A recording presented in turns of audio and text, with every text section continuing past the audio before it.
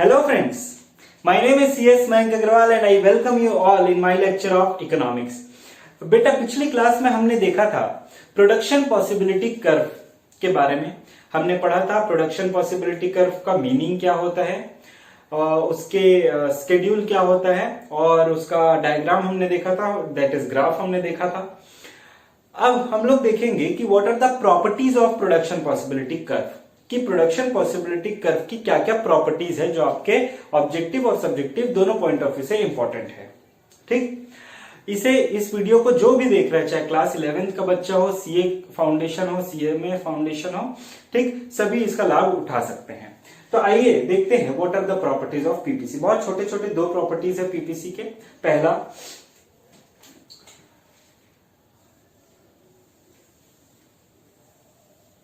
पहला है PPC slopes downward. PPC means production possibility curve. पहला प्रॉपर्टी है production possibility curve slopes downward. अब समझना बेटा, एक थोड़ा सा ग्राफ के बारे में थोड़ा सा नॉलेज दे देता हूं। क्या होता है कि जब भी दो वेरिएबल के बीच में इनवर्स रिलेशनशिप होता है, इनवर्स रिलेशनशिप का मतलब एक वेरिएबल लगातार बढ़ता है और दूसरा वेरिएबल घटता है। ठीक, एक वेरिएबल बढ़ता है और दूसरा वेरिएबल घटता है, तो जब उन दोनों वेरिएबल्स को हम लोग ग्राफ में प्लॉट करते हैं तो वो जो कर्व है वो क्या होता है, डाउनवर्ड होता है, नीचे की तरफ जाता है। तो आपने देखा था कि पीपीसी कुछ इस शेप का होता है, मतलब वो क्या है, डाउनवर्ड है। क्या है, डाउनवर्ड स्लोपिंग है। इसका रीजन क्या था, तो हमने टेबल देखा था। तो आप देखिएगा टेबल में वीट जो है, अगर बेटा आपने मेरा पिछला वीडियो नहीं देखा है तो प्लीज उसे जाके देख लीजिएगा, जिसमें मैंने ये पूरा डायग्राम और टेबल को समझाया था। ठीक, उसके बाद आप इसे देखिएगा। इसका लिंक मैं डिस्क्रिप्शन बॉक्स में आपको दे दूंगा जो यूट्यूब में देख रहे हैं। तो ये था हमारा वीट। हमने देखा था कि वीट का प्रोडक्शन बढ़ाने के लिए हमें राइस को क्या करना पड़ रहा था, सेक्रीफाइस करना पड़ रहा था। तो यहां पे अगर आपको वीट का प्रोडक्शन बढ़ाना है then you have to reduce the production of rice. तो जैसे जैसे हमारा वीट का प्रोडक्शन बढ़ता जा रहा है, हमारा राइस का प्रोडक्शन क्या होते जा रहा है बेटा, कम होते जा रहा है। जिस वजह से दोनों के बीच में कैसा रिलेशनशिप है, इनवर्स रिलेशनशिप है। और जब भी हम इसे ग्राफ में प्लॉट करेंगे, प्रॉपर मेजरमेंट से हम ग्राफ में प्लॉट करेंगे तो उसका जो कर्व है वो क्या होगा, डाउनवर्ड स्लोपिंग होगा। ठीक, so because to increase the production of PPC slope downward, because to increase the production of one commodity that is wheat, other commodity that is rice needs to be sacrificed. So due to inverse relationship, आपका answer क्या होगा, due to inverse relationship between the two commodities PPC is downward sloping. ठीक, आपका subjective में आएगा, आपको ऐसे ही लिखना है। ऑब्जेक्टिव में आएगा तो आपको सिर्फ टिक मार्क या फिल इन द ब्लैंक जो भी आएगा उसके हिसाब से आपको ध्यान में रखना कि इनवर्स रिलेशनशिप होने की वजह से पीपीसी स्लोप्स डाउनवर्ड। ठीक, दूसरा है PPC is concave to the origin. Now PPC is concave to the origin का मतलब क्या होता है, जब भी, ध्यान से सुनना मेरी एक बात, जब भी किसी भी वस्तु को, किसी भी वेरिएबल को अगर हम इंक्रीजिंग रेट से सेक्रीफाइस कर रहे हैं, किस रेट से सेक्रीफाइस कर रहे हैं, इंक्रीजिंग रेट से सेक्रीफाइस कर रहे हैं, इसलिए फिर जो कर्व बनता है वो होता है कॉनकेव। वो क्या होता है बेटा, कॉनकेव टू द ओरिजिन। ठीक, अब मैंने आपको एक बोला था marginal rate of transformation. Marginal rate of transformation का मतलब होता है units sacrifice divided by units gained. एक यूनिट को गेन करने के लिए हमें कितना यूनिट सेक्रीफाइस करना पड़ रहा है, उन दोनों के रेशियो को हम क्या कहते हैं, marginal rate of transformation. Marginal rate of transformation कहते हैं। तो अगर आपने पिछला वीडियो अच्छे से देखा होगा तो देखना कि यहां पे, वहां पे क्या होता है कि जैसे जैसे हमारा एक एक यूनिट ऑफ वीट हम बढ़ाते जाते हैं, उसके कारण क्या होता है कि हमें ज्यादा राइस सेक्रीफाइस करना होता है, ज्यादा से ज्यादा यूनिट ऑफ राइस सेक्रीफाइस करना पड़ता है। इसका रीजन ये था, मैंने आप लोगों को बताया था एक अजम्पशन। उस अजम्पशन में हमने क्या पढ़ा था, that resources are not equally efficient in the production of all the commodities. So to gain 1 unit of the productivity decreases when we shift the resources from one use to another. मतलब हमारे पास जो given resources है, जब हम उसे एक use से दूसरे यूज में ट्रांसफर करते हैं तो ओवरऑल प्रोडक्टिविटी क्या होती है, डिक्रीज होती है। यस और नो? क्यों? क्योंकि हम वहां पे रिसोर्सेज को एक प्लेस से एक यूज से दूसरे यूज में क्या कर रहे हैं, ट्रांसफर कर रहे हैं। तो यहां पे चूंकि वो पीस ऑफ लैंड या वो रिसोर्सेज राइस और व्हीट के लिए इक्वली प्रोडक्टिव नहीं है या इक्वली फर्टाइल नहीं है, इसलिए हमें ज्यादा से ज्यादा यूनिट क्या करना पड़ेगा, राइस का सेक्रीफाइस करना पड़ेगा to gain 1 additional unit of wheat. I hope आपको ये क्लियर होगा। So marginal rate of transformation क्या हो रहा है, लगातार क्या हो रहा है बेटा, इंक्रीज हो रहा है। So due to increasing marginal rate of transformation the PPC is concave to the origin. आपका आंसर क्या होगा, because of increasing MRT that is marginal rate of transformation PPC is concave to the origin because more and more units of one commodity need to be sacrificed to gain additional unit of other commodity। ठीक, ये दो properties है आपकी PPC का। ठीक, इसको भी मैंने ग्राफ और टेबल की मदद से यहां पे समझा दिया है। और अच्छे से क्लैरिटी चाहिए तो पिछला वीडियो देख सकते हैं, इसको आप नोट डाउन कीजिए, फिर मैं आगे बढ़ता हूं। चलिए बेटा, अब मैं आपको बताता हूं कि कुछ क्वेश्चंस आपसे पीपीसी में पूछे जा सकते हैं शेप को लेके। तो अब हम लोग बात करेंगे what is the shape of PPC. तो जैसा कि मैंने आपको प्रॉपर्टीज में बताया that shape of PPC is concave to the origin. It is concave to the origin और रीजन क्या था, increasing marginal rate of transformation. अब क्वेश्चन आपसे घुमा के पूछा जा सकता है। एग्जामिनर आपसे पूछ सकता है कि can PPC be convex to the origin? Can PPC be convex to the origin? Or can PPC be straight line? तो आपको ऐसा आंसर नहीं देना है कि नहीं हो सकता है क्योंकि हमारे सर ने तो पढ़ाया है PPC can be concave to the origin। नहीं, आपको डिप्लोमेटिकली आंसर देना पड़ेगा। कैसे, समझना। पहले तो आपको यह जानना है कोई भी आंसर देने से पहले कि अगर कॉन्केव, कॉन्वेक्स और स्ट्रेट लाइन, ये 3 टाइप के शेप होते हैं, इसका कारण क्या होता है। तो एक तो मैंने बता दिया कि जब भी आपका सेक्रीफाइसिंग रेट इंक्रीजिंग होगा, तब भी आपका सेक्रीफाइसिंग रेट क्या होगा बेटा, इंक्रीजिंग होगा। सेक्रीफाइसिंग रेट मतलब यहां पे क्या है, मार्जिनल रेट ऑफ ट्रांसफॉर्मेशन। तो जब भी marginal rate of transformation increase होगा तो जब आप ग्राफ बनाओगे तो वो क्या होगा, कॉन्केव टू द ओरिजिन। अगर आपका MRT that is sacrificing rate decreasing है, मतलब हर बार आपको एक एडिशनल यूनिट गेन करने के लिए कम रेट से सेक्रीफाइस करना पड़ रहा है, तब हम उसे क्या कहेंगे, कॉन्वेक्स टू द ओरिजिन। और जब आपको MRT that is sacrificing rate आपका कांस्टेंट होगा, हर एक एडिशनल यूनिट को गेन करने के लिए आपको कांस्टेंट रेट से सेक्रीफाइस करना पड़ेगा, तब हम उसे क्या कहेंगे, स्ट्रेट लाइन। ठीक, वही पूछा है। तो can PPC be convex to the origin, आपका आंसर क्या होगा, it can be convex to the origin only if it is assumed that MRT is decreasing. जब हमारा एमआरटी क्या होगा, डिक्रीज होगा। जैसे कि 6, 5, 4, 3, 2, ये एक इमेजिनरी टेबल मैंने लिया जस्ट आपको समझाने के। जब आपका मार्जिनल रेट ऑफ ट्रांसफॉर्मेशन क्या होगा बेटा, डिक्रीजिंग होगा, तब आप अगर इसको प्लॉट करोगे तो यहां पे आ गया x, यहां पे आ गया y। तो जब आप प्रॉपर पॉइंट्स को प्लॉट करोगे तो यही एग्जैक्ट शेप आएगा। इसको हम लोग क्या कहते हैं, कॉन्वेक्स टू द ओरिजिन। ये इसको हम लोग कहते हैं कॉन्वेक्स। ठीक, इसको हम लोग कहते हैं कॉन्केव, और ये हमारा क्या है, स्ट्रेट लाइन। तो जब भी आपका एमआरटी डिक्रीजिंग होगा, that is less and less units of a particular units is sacrifice, then it is known as what, convex to the origin. Now can PPC be straight line, तो आपको direct no नहीं लिखना है, it can be straight line only if it is assumed that MRT is constant. Why it is assumed, because हमने पूरा assumption को logically पढ़ा था कि all the resources are not equally efficient, so to increase the units of one commodity more and more units of other commodity needs to be sacrificed. Yes और no?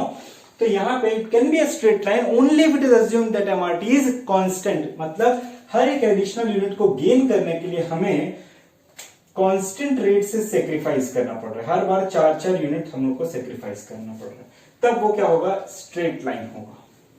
ठीक, आप इस टेबल को अगर प्रॉपर मेजरमेंट से point out करोगे, plotting करोगे graph में, तो आपका यही शेप आएगा। ठीक, ग्राफ कैसे बनाते हैं मैंने पिछले वीडियो में आपको बताया है। ठीक, तो आप पिछला वीडियो भी उसको जाके देख लीजिएगा। आई होप आपको ये क्लियर है। ये क्वेश्चन एग्जाम में आता है, चाहे 11th हो, चाहे सीएमए फाउंडेशन हो या कोई भी क्लास हो, वहां पे ये क्वेश्चन पूछा जाता है।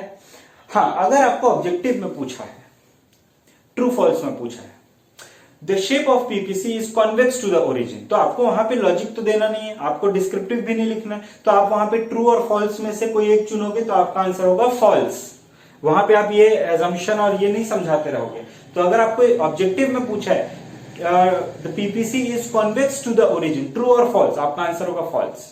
पीपीसी इज स्ट्रेट लाइन, आपका आंसर होगा फॉल्स। ठीक, तो आई होप आपको ये क्लियर है। आप इसे नोट डाउन कीजिए, फिर मैं आगे बढ़ता हूं।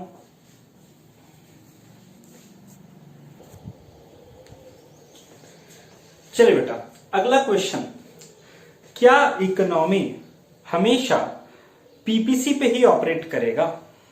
क्वेश्चन है, will an economy always operate on PPC? तो आपका जो आंसर होगा वो किस प्रकार से होगा वो समझना। ठीक, आंसर सही या गलत इंपॉर्टेंट नहीं है, आंसर जो आप दे रहे हो उसका रीजन इंपॉर्टेंट है। आपको अपना रीजन जस्टिफाई करना होगा। तो सबसे पहले 3 सिचुएशन में आपके सामने लाता हूं। पहला, when an economy will operate on the PPC, when the PPC will operate on inside the PPC, and when the PPC will operate outside the PPC. तो सबसे पहले हमें पीपीसी का बेस पकड़ना होगा। मैंने आपको बताया था PPC is made with an assumption that the resources are fully and efficiently utilised. मतलब जब एक इकोनॉमी अपने रिसोर्सेस का कंप्लीट यूटिलाइजेशन करेगी, ऑप्टिमम यूटिलाइजेशन करेगी, तो वह अपना maximum possible combination of goods produce कर सकती है। So if an economy operates on PPC, it means the resources are fully and efficiently utilised. So economy will operate on PPC if the resources are fully and efficiently utilized, that is optimum utilization of resources. ठीक, दूसरा है inside the PPC. inside the PPC का मतलब जब economy अपने resources को कम utilise करेगी, under utilise करेगी, मतलब जितने रिसोर्सेस है उसका फुल यूटिलाइजेशन नहीं करेगी। याद करो पीपीसी के टॉपिक में मैंने आप लोग को समझाया था कि मेरे पास 10 मशीनरी है, मतलब मेरा रिसोर्सेस कितना है 10, लेकिन अगर मैं उसमें से सिर्फ 6 को ऑपरेट करता हूं, इसका मतलब क्या हुआ, मैं अपने रिसोर्सेस का अंडर यूटिलाइजेशन कर रहा हूं। यस और no? Because I am not fully utilising the resources. तो वहां पे क्या होगा, एक्चुअल प्रोडक्शन होगा। एक्चुअल प्रोडक्शन मेरा कितना हो रहा था, 6 into 30 दैट इज 180, आपको याद होगा। तो वहां पे क्या हो रहा था, मेरा अंडर यूटिलाइजेशन ऑफ रिसोर्सेस हो रहा था। तो मेरा जो पॉइंट आएगा वो पीपीसी के अंदर आएगा। कैसे, हम लोग इस ग्राफ की मदद से अभी देखेंगे। अगला है आउटसाइड द पीपीसी। तो बेटा जब हम लोग पीपीसी बनाते हैं तो इस असम्पशन के साथ बनाते हैं कि हमारे इकोनॉमी में जितने भी रिसोर्सेस है उन सभी को अच्छे से फुल्ली यूटिलाइज किया गया, ऑप्टिमम यूटिलाइज किया गया। तो there is no scope of over utilisation of resources, isn't it?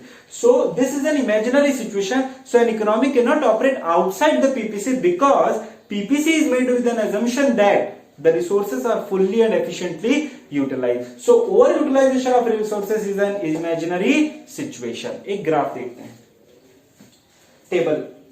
Table में देखना, हम लोग ने टेबल बनाया था 0 150, 1 140, 2 125, 300। तो कॉम्बिनेशन क्या था, जब हम लोग पीपीसी ड्रॉ करे थे तो एक कॉम्बिनेशन उसमें से था 3 और 100 का। मतलब पॉइंट पी, ये जो पॉइंट पी है आपका, ये वाला पॉइंट, इस पॉइंट पे हमारा ऑप्टिमम यूटिलाइजेशन हो रहा है, that will be on the PPC. Point P on the PPC. अगर मान लो कि मैं अपने रिसोर्सेस का कम यूटिलाइजेशन करता हूं, तो कम यूटिलाइजेशन करने के कारण मैं 1 यूनिट ऑफ एक्स बनाता हूं और 100 यूनिट्स ऑफ वाई बनाता हूं।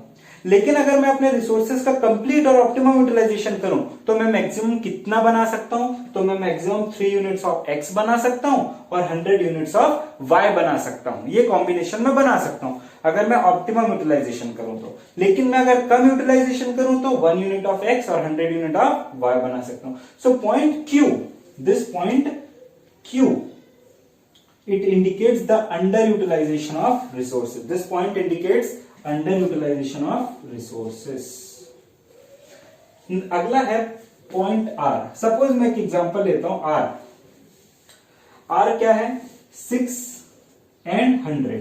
तो ये कॉम्बिनेशन क्या बन रहा है कि अपने रिसोर्सेस को अगर मैं ओवर यूटिलाइज करूं तो मैं मैक्सिमम 6 यूनिट ऑफ एक्स और 100 units of y बना सकते हो, but it is an imaginary example. Why it is an imaginary situation? Why? Because I have made an assumption that when the resources are fully and efficiently utilized, then the maximum production will be the points allocated on the PPC, and it is outside the PPC, so it is an imaginary situation. ठीक, आप इसे note down कीजिए। चलिए बेटा, आज का last topic है हमारा प्रोडक्शन पॉसिबिलिटी कर्व का। उसके बाद हमारा मेन टॉपिक जो है प्रोडक्शन पॉसिबिलिटी कर्व, उसके सारे कंसेप्ट्स खत्म हो जाएंगे। ठीक, तो आखिरी है चेंजेस इन पीपीसी।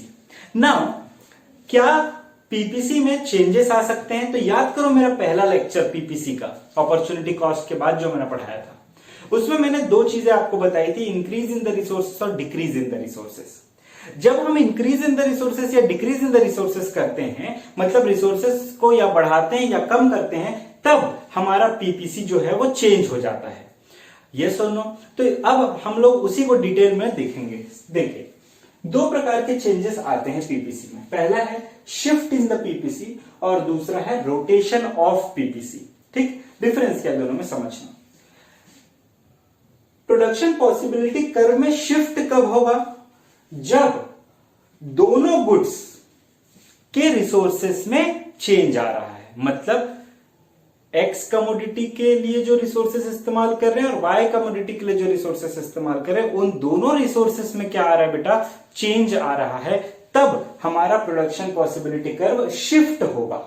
ठीक, तो पहला, when there is a change in the resources और technology of both the goods, both the commodity, that is x and y, then it will be shift in the PPC. ठीक, अब shift दो प्रकार का होता है, एक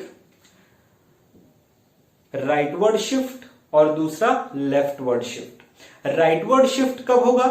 जब हमारा रिसोर्सेस इंक्रीज होगा या टेक्नोलॉजी अपग्रेड होगी। ऑब्वियस सी बात है कि आप अगर अपनी मशीनरी, याद कीजिए मेरे पास 10 मशीनरी थी, एक मशीनरी 30 यूनिट प्रोड्यूस कर पाती थी, तो टोटल 300 यूनिट प्रोड्यूस कर रही थी। जब मैंने अपने रिसोर्सेस को इंक्रीज कर दिया, मैंने 2 और मशीनरी खरीद ली, 12 मशीनरीज हो गई मेरे पास, तो अब और एक मशीन 30 यूनिट प्रोड्यूस करती है, तो वो टोटल कितना हो गया? 360 यूनिट्स। तो मेरा प्रोडक्शन पॉसिबिलिटी कर्व इंक्रीज हुआ या नहीं हुआ? यस, 300 से 360 हो गया। So when there is an increase in the resources or when there is an upgradation of the technology, then there will be a rightward shift in the PPC. For example, मान लीजिए ये combination है, इस combination से मैं बना पा रहा हूं सपोज 0 यूनिट ऑफ, सॉरी, मैं मैक्सिमम मान के चलिए 300 यूनिट बना पा रहा हूं, दोनों एक्स और वाई मिला के। मैंने अपने रिसोर्सेस को इंक्रीज कर दिया, तो अब मेरा जो मेरा पीपीसी है वो क्या हो जाएगा? शिफ्ट हो जाएगा राइटवर्ड में। ठीक, कैसे समझना? ये वाला जो पॉइंट था टेबल के हिसाब से, हमने जो टेबल बनाया था उसके हिसाब से ये कितना था? 5 और 0, 5 units of X axis and 0 units of Y axis. ये कितना था? ये वाला point 0 unit of X axis and 150 units of Y axis, जो कि अब एक्स और वाई दोनों का रिसोर्सेस क्या हो गया? इंक्रीज हो गया या टेक्नोलॉजी अपग्रेड हो गई है। तो अब क्या होगा कि पहले मैं maximum 5 unit of X, 0 unit of Y बना सकता था, अब सपोज वो बढ़ के कितना हो गया? 6 यूनिट ऑफ एक्स, यहां पे लिख देता हूं, 6 unit of X and 0 unit of Y बढ़ गया। सिमिलरली यहां पे भी y का भी रिसोर्सेस क्या हो रहा है, इंक्रीज हो रहा है, तो ये भी सपोज बढ़ के कितना हो गया हमारा 160 से, ये हो गया कितना 160 units, 0 unit of x and 160 units of y। एक इमेजिनरी एग्जांपल है, ठीक। Now if there is an decrease in the resources or degradation of technology, तो यहां पे पहले जो था पीपीसी वो कितना था 50 और यहां पे 0 एंड 150। अब वो रिसोर्सेज डिक्रीज होने की वजह से और डिग्रेडेशन ऑफ टेक्नोलॉजी होने की वजह से अब वो क्या हो गया, रिड्यूस हो गया। और चूंकि दोनों ही गुड्स के एक्स और वाई दोनों ही गुड्स के रिसोर्सेस और टेक्नोलॉजी में क्या आ रहा है, डिग्रेडेशन आ रहा है या डिक्रीज इन द टेक्नोलॉजी आ रहा है, इसके कारण ये क्या हो गया, लेफ्टवर्ड शिफ्ट। ठीक, ये क्या हो गया बेटा, लेफ्टवर्ड शिफ्ट। ठीक, सपोज ये हो गया 40 और ये हो गया 0 100। इसका मतलब क्या हुआ कि अब चूंकि मेरा रिसोर्सेज डिक्रीज हो चुका है, मेरी टेक्नोलॉजी डिग्रेड हो चुकी है, इसलिए मैं maximum 4 unit of X and 100 unit of Y बना सकता हूं, जबकि पहले मैं 5 यूनिट ऑफ एक्स और 150 यूनिट ऑफ वाई बना सकता था। ठीक, और इंक्रीज इन द टेक्नोलॉजी में जब पहले 5 और 150 बना सकता था, अब 6 और 160 यूनिट्स बना सकता हूं। आई होप आपको ये क्लियर है। इसको मान लो 200 ले लेते हैं, just an imaginary example. I hope आपको क्लियर है। तो when there is an increase in the technology or upgradation of technology, there will be a rightward shift in the PPC, and when there is a decrease in the resources or degradation of technology of both the goods, then it will be a leftward shift in the PPC। ठीक, अब बात करते हैं rotation की। Rotation of PPC का मतलब क्या होता है कि जब दोनों में से एक के सिर्फ एक ही गुड्स में चेंज आता है रिसोर्सेस और टेक्नोलॉजी का। फॉर एग्जांपल, मान लीजिए कि मेरे पास एक मशीनरी थी, मान लीजिए कि मेरे पास 2 मशीनरी थी, एक गुड्स एक्स प्रोड्यूस करती थी और दूसरा गुड्स वाई प्रोड्यूस करती थी। अब मैंने क्या किया कि गुड्स वाई का मशीनरी एक और खरीद लिया, तो there is an increase in the resources of Y. तो मुझे एक बात बताइए, क्या एक्स के मैक्सिमम प्रोडक्शन में कोई चेंज आएगा क्या? नहीं, एक्स तो मैक्सिमम उतना ही बनेगा जितना पहले बनता था, लेकिन अब चूंकि मैंने वाई के रिसोर्सेस को इंक्रीज कर दिया, इसलिए सिर्फ वाई का मैक्सिमम प्रोडक्शन क्या हो जाएगा, इंक्रीज हो जाएगा। ठीक, तो when there is a change in the resources and technology of either of the commodity, then it will be rotation of PPC। For example, जो मेरे पास 2 मशीनरी थी, एक एक्स के लिए थी एक वाई के लिए थी, दोनों को यूज करके ऑप्टिमम यूटिलाइजेशन करके मैं मैक्सिमम 5 यूनिट ऑफ एक्स और 150 यूनिट ऑफ वाई बना सकता था। ठीक, अब मैंने क्या किया, वाई के जो रिसोर्सेस है उसको बढ़ा दिया, वाई के लिए एक और मशीनरी खरीद ली, तो अब एक्स तो 5 यूनिट ही प्रोड्यूस होगा, लेकिन वाई कितना हो जाएगा, बढ़ जाएगा। तो there will be a rotation of PPC on Y axis, yes और नो। आइए देखते हैं। तो यहां पे when there is a change in the resources and technology of either of the goods, there will be a rotation of PPC। 2 प्रकार का rotation, एक रोटेशन ऑन एक्स एक्सिस और दूसरा रोटेशन ऑन वाई एक्सिस। जब जिन goods को मैं x axis में represent कर रहा हूं, सपोज वीट को मैं एक्स एक्सिस में रिप्रेजेंट कर रहा हूं और राइस को मैं वाई एक्सिस में रिप्रेजेंट कर रहा हूं। अब मैंने क्या किया, वीट के रिसोर्सेस को बढ़ा दिया। तो पहले जब जो गिवन रिसोर्सेस और टेक्नोलॉजी था उससे मैं ये पीपीसी बना सकता था। अब चूंकि मेरा वीट का रिसोर्स क्या कर दिया, मैंने बढ़ा दिया है या उसकी टेक्नोलॉजी को अपग्रेड कर दिया है, तो पहले मैं 5 यूनिट ऑफ वीट प्रोड्यूस करता था, अब वो क्या हो जाएगा, बढ़ के कितना हो जाएगा, 6 यूनिट ऑफ वीट हो जाएगा। जबकि चूंकि वाई के रिसोर्सेस में कोई चेंज नहीं आया है, इस वजह से पहले भी मैं maximum 150 unit of Y produce कर सकता था, अभी भी मैं 150 यूनिट ऑफ वाई प्रोड्यूस कर पाऊंगा। So there will be no change in the units of output on Y axis. तो कैसे बनेगा आपका,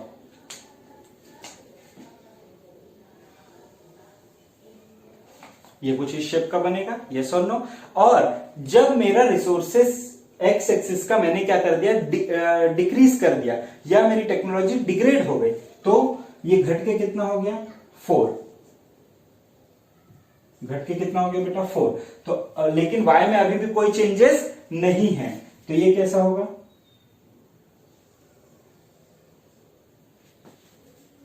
ठीक, यस और नो।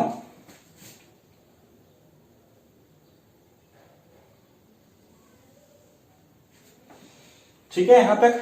अब अगला रोटेशन ऑन वाई एक्सिस। अब एक्स एक्सिस के रिसोर्सेस कांस्टेंट है, मतलब वीट के रिसोर्सेस में कोई चेंजेस नहीं आ रहा है, जबकि मैंने राइस के रिसोर्सेस को क्या कर दिया है, बढ़ा दिया है। तो जब मैं राइस के रिसोर्सेस को बढ़ा दूंगा तो होगा क्या इससे, कि मेरा वीट का प्रोडक्शन तो उतना ही रहेगा, बट वीट का प्रोडक्शन उतना ही रहेगा, बट राइस का प्रोडक्शन यहां से बढ़ जाएगा। तो पहले मैं 150 यूनिट्स प्रोड्यूस कर पाता था, अब मैं कितना प्रोड्यूस कर पाऊंगा, 200, but there will be no change in the units of wheat, that will be 5 units only. ठीक, तो इसका कैसे शेप बनेगा बेटा,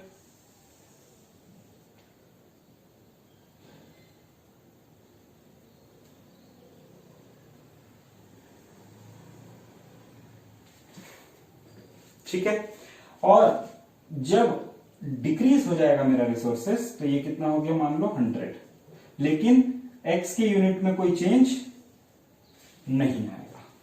ठीक, तो ये जो है हमारा, ये है दो concept, that is shift in PPC और रोटेशन ऑफ पीपीसी।